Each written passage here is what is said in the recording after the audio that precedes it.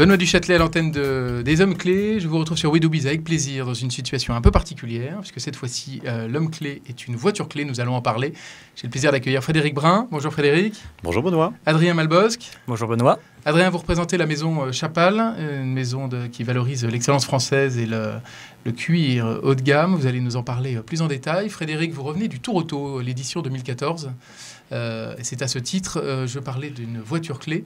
Est-ce que vous aurez la gentillesse de revenir un peu sur l'originalité de cette aventure, parce que le Tour Auto est une grande aventure dans le monde automobile, qui a été très médiatisée cette année, et vous encore plus, parce que vous avez sorti d'un musée et une belle automobile française. Est-ce que vous pouvez nous en parler ? Oui, le Tour Auto, donc, qui est cette épreuve reine parmi les rallyes historiques aujourd'hui, qui a été relancée il y a plus de 20 ans de cela par Patrick et Sylviane Peter, recréant toute la magie du Tour de France automobile des grandes années glorieuses de l'avant-guerre et de l'après-guerre, et que nous avons décidé de faire, mon copilote et moi, cette année, avec un certain nombre d'entreprises et de partenaires qui se sont associés, on en parlera sans doute, oui, parce que c'est lié, avec une 4 chevaux Renault, donc ni en Alfa Romeo, ni en Jaguar, ni en Aston Martin, ni en Ferrari, mais une 4 chevaux Renault, la voiture qui a remis les Français sur les routes à la Libération. Et cette petite voiture populaire française qui a eu aussi un passé sportif, la voiture avec laquelle nous avons roulé, qui est la voiture d'Adrien Mag, qui est un grand nom dans le monde de l'art, mais aussi dans le monde de l'automobile. Le musée d'Adrien Mag était connu. Cette voiture, qui est la première voiture d'Adrien Mag, qui date de 1953, qu'il pilotait à l'époque avec Jean Gameau. Ils sont aujourd'hui deux messieurs un peu âgés qui ont retrouvé, grâce à nous, leurs 20 ans d'une certaine manière, en préparant à nouveau la voiture. Et cette auto, qui a un grand palmarès de course en 53 et en 54, eh bien, a refait 2000 km de route dans des conditions très sportives pendant plus de 5 jours. Plus de 5 jours. Elle était dans un musée. Vous êtes quand même allé la chercher dans un musée. Vous l'avez retapée, vous l'avez remis sur les routes. Donc cette aventure, vous le disiez vous-même, elle est liée avec évidemment quelques partenaires. L'originalité tient dans cette aventure, parce que là, je fais attention aux oreilles d'entrepreneurs qui nous écoutent. C'est avant tout une aventure effectivement sportive, liée au monde de l'automobile, mais liée au monde des entreprises qui ont voulu soutenir cette initiative, parce que, vous le réexpliquerez plus en détail tout à l'heure, on est quand même dans un univers... là, il y a un coq qui se rebiffe, mais enfin, on est dans le cocorico complet, puisque vous avez voulu un positionnement de tout ce qui était au sein de cette voiture était français. Exactement. Avec le magazine Monsieur, nous avons cet emblème qui a été créé par le dessinateur Floch, qui est un coq avec des gants de boxe. La France se rebiffe. Tout était français, fabriqué en France dans la voiture. La tôle au caleçon. De la tôle au caleçon, exactement. Bon, on reviendra sur le détail, puisque Adrien, vous avez eu donc l'occasion de prendre la voiture en marche cette fois-ci. Et si vous pouvez nous raconter un peu l'aventure de la maison Chapal et pourquoi vous avez été tenté par ce projet de partenariat. Tout à fait. En effet, Chapal, c'est une maison qui date de 1832. C'est une entreprise française, une entreprise tout à fait familiale. C'est la 6e génération actuellement. C'est la famille Bardinon. C'est actuellement Jean-François Bardinon qui est aux commandes. Et la famille a toujours été passionnée par l'automobile, la chose automobile dans tout ce qu'elle a de plus vaste, de plus varié.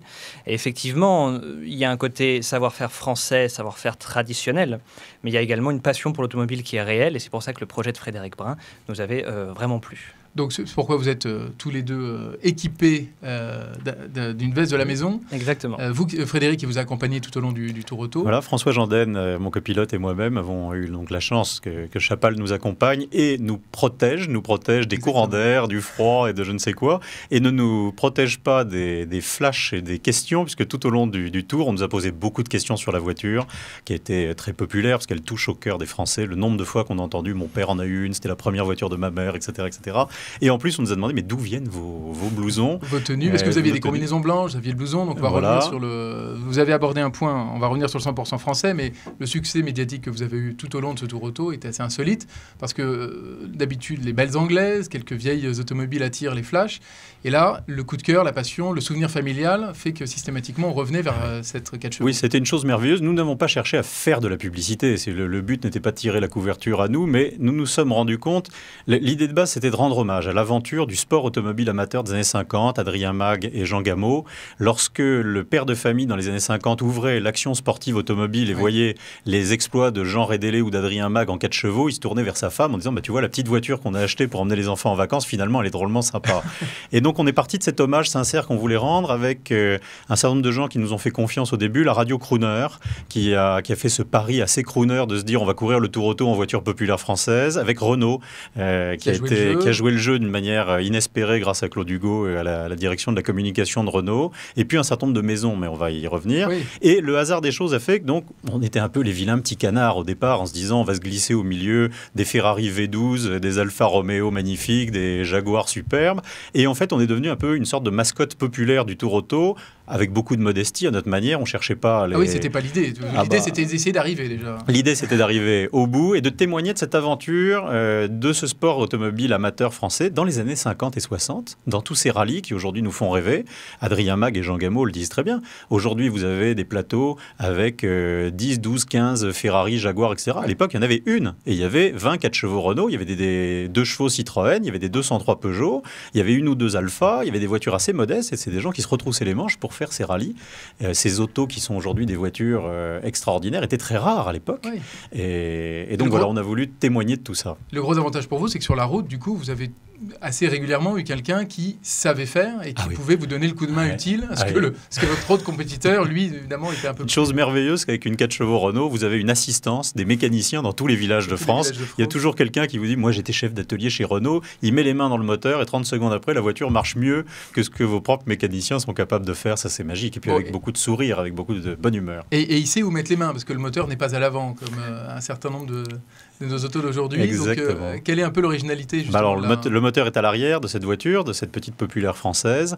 C'est la Porsche à la française, entre guillemets, parce qu'en fait, il y avait en Allemagne la Volkswagen avant la guerre, la Coccinelle, voiture très populaire. Ouais. Et puis, un certain prisonnier de guerre s'appelant Ferdinand Porsche, travaillant chez Renault après la guerre comme un dommage, pour réparer les dommages de guerre.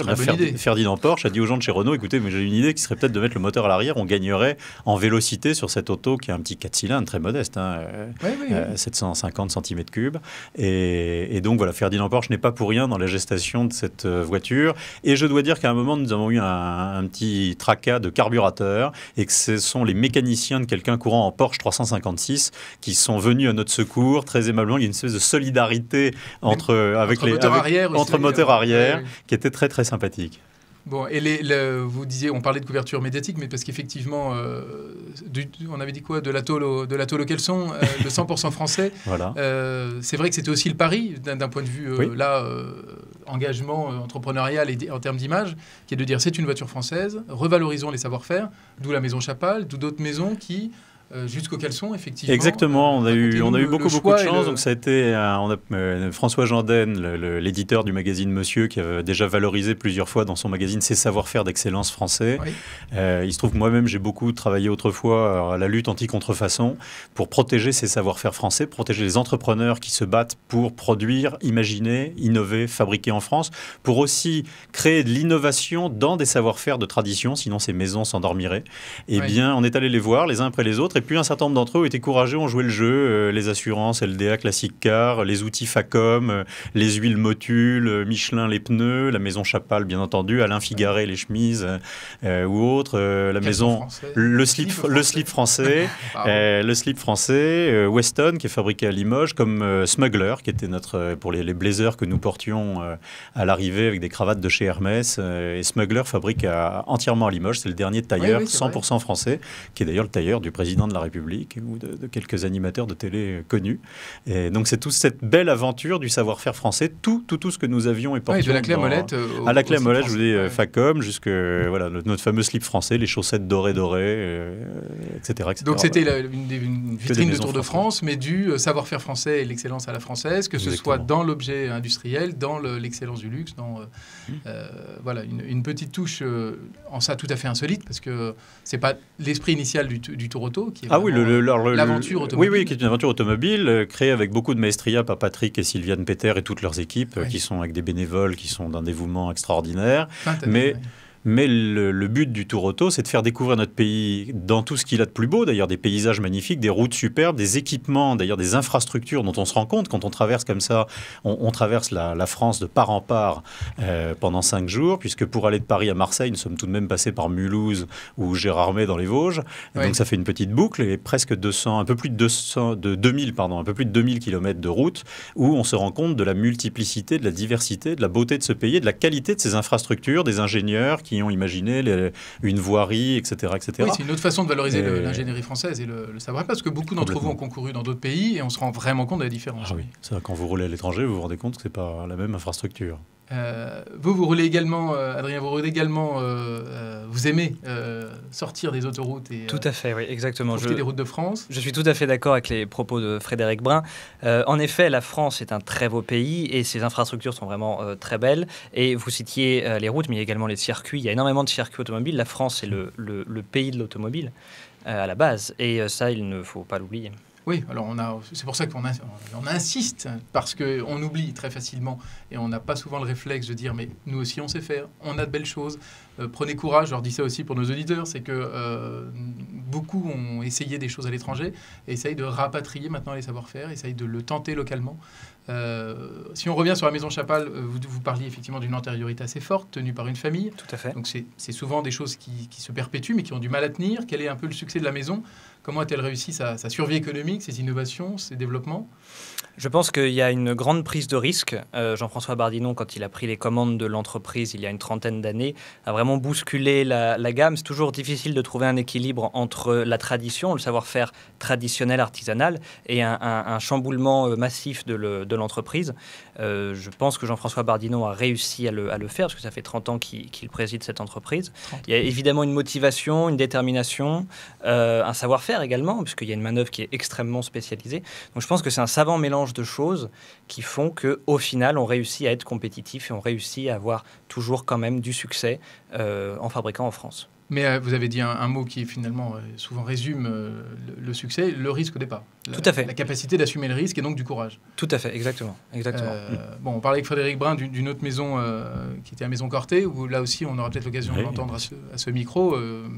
Du courage chez le fondateur qui y va de son aventure, de ses propres trésoreries, et qui ne s'appuie pas sur les autres et qui avance lui-même. Voilà, et c'est ce qui surprend souvent, d'où notre petit insigne de ce coq avec ses gants de boxe, là, qui a le courage de se rebiffer. Et exactement. Pas mal de fois, on a entendu François Jandène, mon copilote, et moi, vous êtes bien courageux de faire le tour auto en 4 chevaux, vous êtes bien courageux d'être sur circuit avec ce modeste petit moteur au milieu de voitures épatantes. Et pour autant, qui avait fait ses preuves, qui avait déjà concouru à l'époque. Oui, bien sûr, oui, la voiture a couru à l'époque. Cette voiture-ci avait une voiture tout à fait historique, c'est pas une recréation, c'est la voiture avec laquelle Jean Gameau et Adrien Mag ont couru le Tour de Belgique en 53, Neige et Glace 53-54, les 1000 milles en Italie en 54, et enfin, je vous fais pas tout le palmarès de la voiture, mais c'est une voiture titrée. Surtout, arrêtons-nous sur le palmarès incroyable de 2014. Oui, et maintenant elle est ex-Tour Auto maintenant. Exactement. Vous lui prévoyez quelle suite alors à cette autoclé ?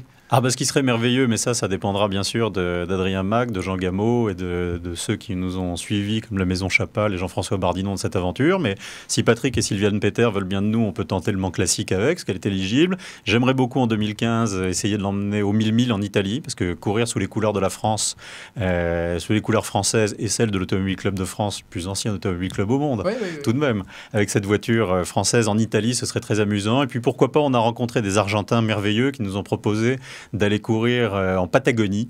Et donc ce sera une autre aventure très lointaine si on emmène la 4 chevaux en Patagonie. On n'est pas encore là. Tierra del Fuego avec la 4 chevaux. Et vous êtes ouvert à d'autres propositions, parce que du coup, l'avantage de cette antenne, c'est que ceux qui auraient des idées, des envies... Alors, nous avons beaucoup d'idées, beaucoup de projets de porter toutes sortes de couleurs françaises sur des routes du monde entier. Et effectivement, ce n'est pas les idées et les projets qui manquent. Et évidemment, on est très, très ouvert à tous ceux qui voudraient nous accompagner dans cette aventure. Vous avez prouvé qu'un projet pouvait se transformer en réalité et que ça ouvrait d'autres schémas. Vous parliez de votre formation et de vos expériences dans le monde politique. C'est vrai que c'est intéressant. C'est-à-dire que pour vous, il y a une sorte de fil rouge entre le tour auto que vous avez pratiqué finalement plus d'une dizaine de fois, mais d'une manière assez classique par rapport au tour auto. Et là, cette déformation positive professionnelle qui vous amène à valoriser, à avoir tenté cette aventure en même temps. Voilà, essayer de se dire, on va faire un petit plus. Il faut savoir boxer dans sa catégorie. Toujours mon coq avec ses gants de boxe. Nous, on était en catégorie poids-mouche.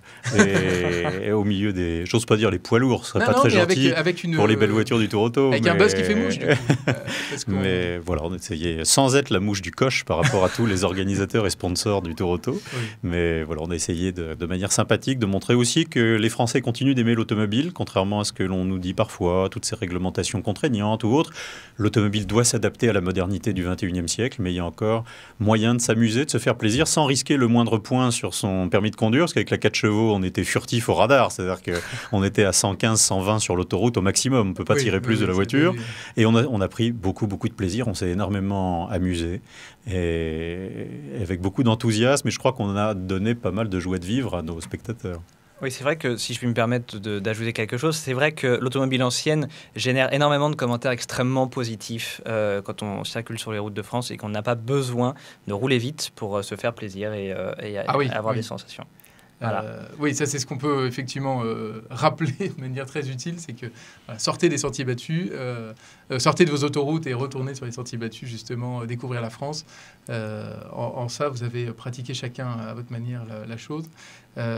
L'idée de Chapal, vous comptez la reproduire dans quels univers? Vous disiez que la maison était rattachée au monde de l'automobile. Tout à fait, oui. D'un point de vue passionnel et en même temps historique. Mais vous œuvrez jusqu'où? Vous avez quel projet de développement? Les projets sont nombreux. Chapal a également une histoire avec l'aviation, notamment pendant la Seconde Guerre mondiale. Donc il y a effectivement des choses à creuser. L'automobile, ça reste toujours quelque chose d'extrêmement fort pour nous, d'extrêmement porteur. Et puis il y a tout simplement la mode, puisqu'on est une maison de vêtements. Donc forcément, la mode, c'est quelque chose d'extrêmement important pour nous. Donc ça permet de quoi? C'est le vintage élégance? Exactement. Exactement. Il y a tout à fait des choses à faire en ce moment en France à ce sujet. Le vintage n'a jamais autant été à la mode. L'automobile ancienne n'a jamais été autant à la mode. Donc nous voyons l'avenir de façon positive. Alors voilà, c'est un point, c'est-à-dire qu'on parle du passé, vous le mettez dans le présent. On voit l'avenir d'une façon positive. Voilà, tout le monde n'a pas la chance de pouvoir évoluer comme ça avec une transversale. Et puis il y a une chose si je peux dire une chose, c'est que Chapal est aussi une maison liée au monde du cinéma, la maison Chapal a fait beaucoup de choses pour Hollywood. Oui. Les blousons de Jean-Paul Belmondo dans les années 70, dans Le Casse d'Henri Verneuil, dans Peur sur la ville, c'est Chapal.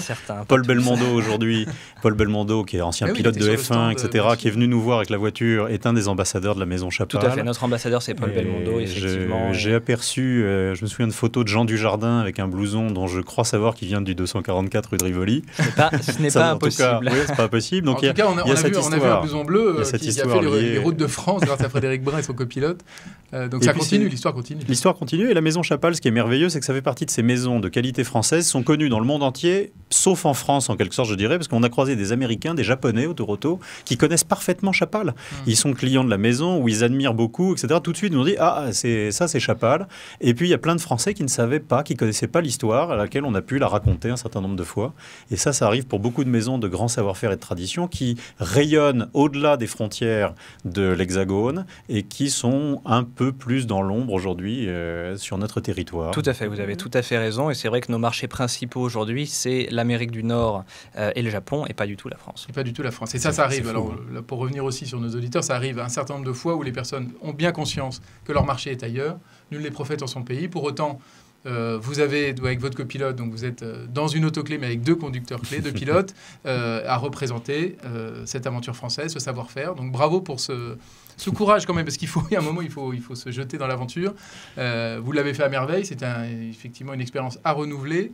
Parce que vous avez valorisé le savoir-faire français, les routes de France et l'automobile française. Vous parliez de la maison, l'Automobile Club de France, donc c'est aussi la motivation initiale. Donc, bravo et merci pour toutes ces belles initiatives. On vous suivra sur les routes et dans vos aventures. Merci beaucoup. Au revoir. Au revoir.